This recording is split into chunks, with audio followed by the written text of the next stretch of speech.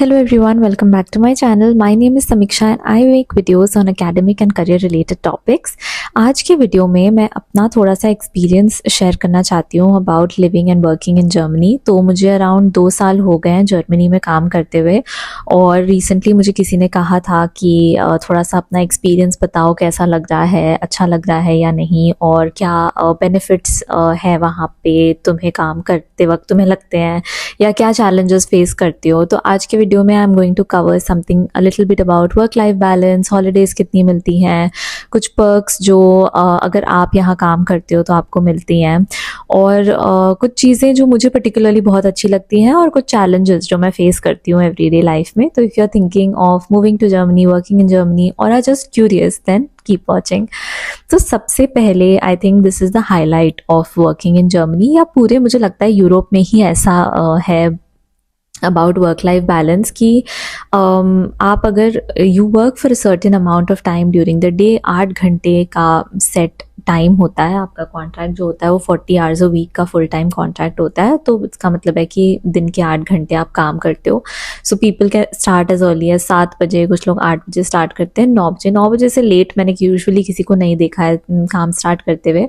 तो इसीलिए लोग जल्दी लॉग ऑफ कर लेते हैं। तो 8 घंटे हो गए आपके, 4, 5, 6 बजे तक मैक्सिमम मैंने देखा है कि लोग अपना लॉग आउट करके घर चले जाते हैं। वीकेंड्स और आउट ऑफ ऑफिस आवर्स के टाइम पे नोबडी विल एक्सपेक्ट यू कि आप वर्क ईमेल्स या कॉल्स आउटसाइड ऑफिस आवर्स लें। स्पेशली वेकेशन के टाइम पे तो बिल्कुल भी वो एक्सपेक्ट नहीं करते कि आप कोई भी कॉल या किसी ईमेल का रिस्पॉन्स करो। रियली एक रिफ्रेशमेंट होता है कि allows you to really switch off your mind when you are out of work and relax and recharge. जिसके लिए वीकेंड्स और वेकेशंस बने हैं उसको रियली रिस्पेक्ट किया जाता है। एंड यूजुअली जब मैं वेकेशन जाना होता है मुझे, और तो उसके पहले एक छोटा सा हैंड ओवर होता है जो मैं अपने जो भी टास्क्स हैं, जो भी अपडेट्स हैं, वो सब मैं, या क्या काम आ सकता है या क्या ईमेल्स मेरे लिए आ सकते हैं, वो मैं अपनी टीममेट को दे देती हूँ वो काम, और फिर वो मेरा बैकअप करती है उस टाइम के लिए। And same goes for me, मैं भी करती हूँ अपने टीममेट्स जो वेकेशन पे जाते हैं उनका बैकअप। तो ऐसे हैंडल होते हैं वेकेशंस, इसलिए किसी को भी वो कॉन्टैक्ट नहीं करते। अगर वो वेकेशन पे चला गया तो वो चला गया, मतलब that person has gone, now you handle everything in his absence. The second thing that is very nice that I notice कि ओवर टाइम को तो बिल्कुल भी ये भी इंकरेज नहीं है, कुछ उसका एक्स्ट्रा पे नहीं मिलता है। यूजुअली आपका मैनेजर बोलेगा कि उसको अपने जब ज़्यादा काम नहीं है तो उसमें एडजस्ट कर लो, उसका कोई एक्स्ट्रा पे नहीं मिलता। That's one thing. And the other thing is usually 25 to 30 days of paid vacation per year मिलता है, और वो एक हॉलीडेज़ के लिए है, वो उसमें सिक लीव्स नहीं आते। सिक लीव्स अलग से हैंडल होते हैं जेनरसली, ऐसा कुछ नहीं, बिकॉज यहाँ पे ऐसा बोला जाता है कि सिक लीव्स आप बता कैसे सकते हो कि इतने ही सिक लीव्स होंगे, उससे ज़्यादा भी तो हो सकते हैं, उससे कम भी तो हो सकते हैं। तो जो सिक लीव्स है वो अलग से ली जाती हैं। सपोज कोई सिक हो गया तो that person takes a leave for 1 day 2 days, 2 days से अगर ज़्यादा वो सिक लीव पे रहा है तो उसको एक डॉक्टर का सर्टिफिकेट सबमिट करना पड़ता है कि भाई ये this is the problem and this is why I am on sick leave. वो अलग से होता है। अगर आप 5 दिन सिक हो तो 5 दिन की अलग सिक लीव आप ले सकते हो, वो आपके नॉर्मल हॉलीडे बकेट से नहीं कटेंगे। तो जैसे मेरे कंपनी में 30 डेज अ ईयर का छुट्टी मिलता है, मतलब हॉलीडेज, और उसके अलावा अगर मैं सिक हूँ तो मैं सिक लीव ले सकती हूँ।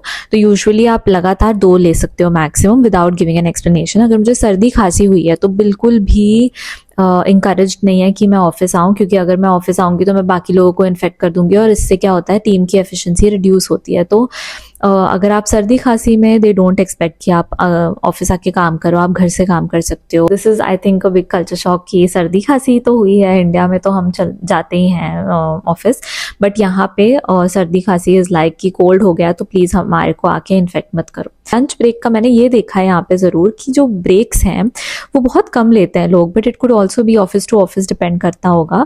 बट मेरे एक्सपीरियंस में मैंने क्या देखा है कि जो लंच ब्रेक है वो आधे घंटे का ही लेते हैं सब, 12:30 से 1, उसके बाद सब काम पे आ जाते हैं, और कोई ब्रेक्स नहीं लेते। चलो ठीक है, थोड़ा सा कॉफ़ी ले लिया, यूजुअली मैंने तो देखा है कि कॉफ़ी वॉफ़ी भी बहुत ज़्यादा ब्रेक नहीं लेते, या ऐसा नहीं कोई वॉक पे जा रहा है, बहुत रेयरली, मतलब it's not a daily, what I am trying to say is it's not a daily thing. Daily work में कैसा होता है कि the person logs in, works until 12:30 to 1, lunch break और 1 के बाद फिर काम किया अपना काम करके। और बहुत ऐसे बातचीत वगैरह मैंने नहीं देखी है जो मैंने इंडिया में एक्सपीरियंस किया है कि हम लोग बहुत बातें करते हैं अपने टीममेट से, और लंच ब्रेक्स हमारे थोड़े एलैबोरेट होते हैं, और बहुत शेयरिंग भी होता है। एक्चुअली इंडिया में मैंने वो चीज़ यहाँ पे कम देखी कि यहाँ पे ना इतना टिफ़िन डब्बा शेयरिंग नहीं होता।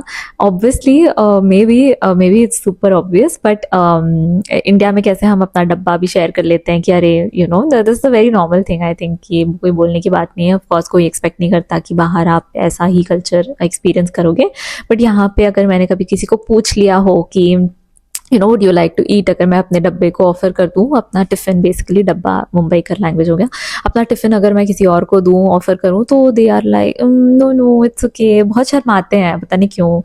चैलेंजेस मेरे हिसाब से मैंने एक ही चैलेंज फेस किया है, और वो थोड़ा सा लैंग्वेज को लेकर है।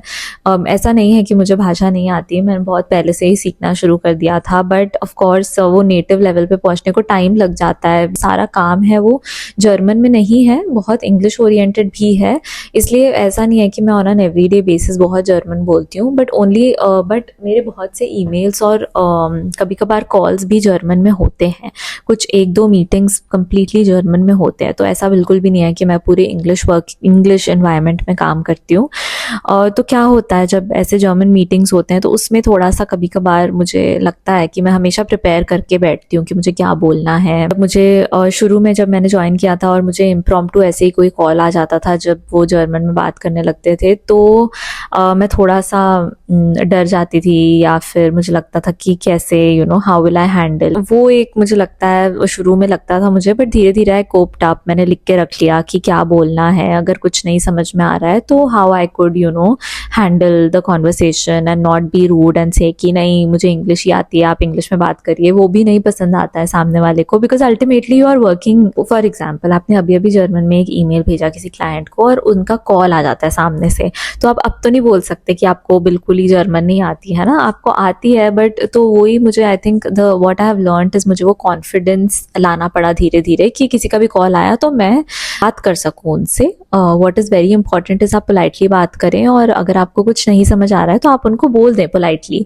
कि मुझे नहीं समझ आ रहा है, या फिर मैं आपको थोड़ी देर बाद ये चेक करके रिस्पॉन्ड करूँगी। तो ये चीज़ मैंने सीख ली धीरे धीरे, और मैं अभी तो मैं टैकल कर लेती हूँ जब मुझे कोई कॉल्स आते हैं। बट इन जनरल मैंने कभी भी पर्सन टू पर्सन भी डिपेंड करता है कि आप कितने ज़्यादा कॉन्फिडेंट हो, और वो कॉन्फिडेंस धीरे धीरे बिल्ड हो जाता है। Work life balance I like it a lot. आप एक बार आपने काम अपना कर दिया है तो आप you switch off completely after you come home, you do your things and then next day you go back to work, you do your work। तो ये साइकिल अच्छा है, बट मुझे यहाँ रहने के बाद ये मैंने सीखा है कि काम के अलावा और भी चीज़ें हैं जो आपके पर्सनल ग्रोथ में हेल्प करती हैं। तो पता नहीं मैंने बहुत कुछ मिस भी कर दिया होगा। I think the other perks that the company gives you is like कभी कभार वो आपके फिटनेस मेंबरशिप, आपके जिम के मेंबरशिप को, या फिर आपको आपके पब्लिक ट्रांसपोर्ट टिकट को पार्टली या फिर फुल्ली रीइंबर्स कर देते हैं। या some companies also say that ठीक है we offer you full time job, 40 hours a week नहीं होगा, 37.5 होगा, तो 1.5 आवर आप फ्राइडे को थोड़ा जल्दी निकल सकते हो। This is also one thing. I think बाकी सब बेनिफिट्स तो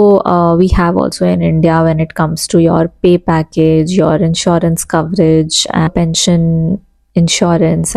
ऑल्सो कल्चर यहाँ पे बहुत डायरेक्ट है, लोग टू द पॉइंट बातें करते हैं, घुमा फिरा के कुछ भी नहीं। अगर किसी को आपको कुछ बोलना है तो वो डायरेक्ट बोल देंगे कि भाई ऐसा ऐसा है देखो, और फीडबैक भी बहुत डायरेक्ट मिलता है कि आप साल के स्टार्ट में ही अपने पूरे साल के, मतलब आप जनवरी 1 या जनवरी में ही या फरवरी में ही आप अपने हॉलीडेज़ प्लान कर लीजिए साल के। मेरे कुछ टीममेट्स हैं, मेरी एक टीममेट है जो 1 साल पहले ही अपने सारे हॉलीडेज़, तो एक बार उसने मुझे कहा कि समीक्षा में उसने मुझे लास्ट ईयर ही अराउंड अगस्त सितंबर के टाइम पे बोल दिया कि वो अप्रैल में छुट्टी पे जा रही है। तो जस्ट मैं बता के रख रही हूँ तुम्हें, क्योंकि मैं उसका बैकअप करती हूँ। तो मैंने उसको कहा कि अप्रैल तो निकल गया ना, अभी गलत बोल रहे हो, अप्रैल तो निकल गया ना। तो उसने बोला मैं अगले साल अप्रैल की बात कर रही हूँ। एंड आई सेड अगले साल अप्रैल की प्लानिंग आपने अभी से कर ली है।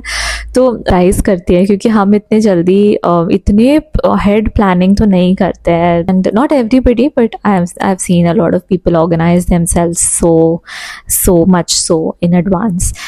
Yeah, I think I covered quite a lot of things. बहुत ज़्यादा लंबा वीडियो हो जाएगा वरना, but कुछ points just to make a little bit of an interesting video, also to give you a glimpse of how working abroad or working in Germany feels like. If you found this video interesting or got some value from it, then please do consider liking, sharing, and subscribing to my channel. You can press the bell icon to be notified for the next video. I will see you in my next video. Call with me if you like to talk to me directly via Topmate. The link is in the description. I will see you in my next video. Until then, bye and take care.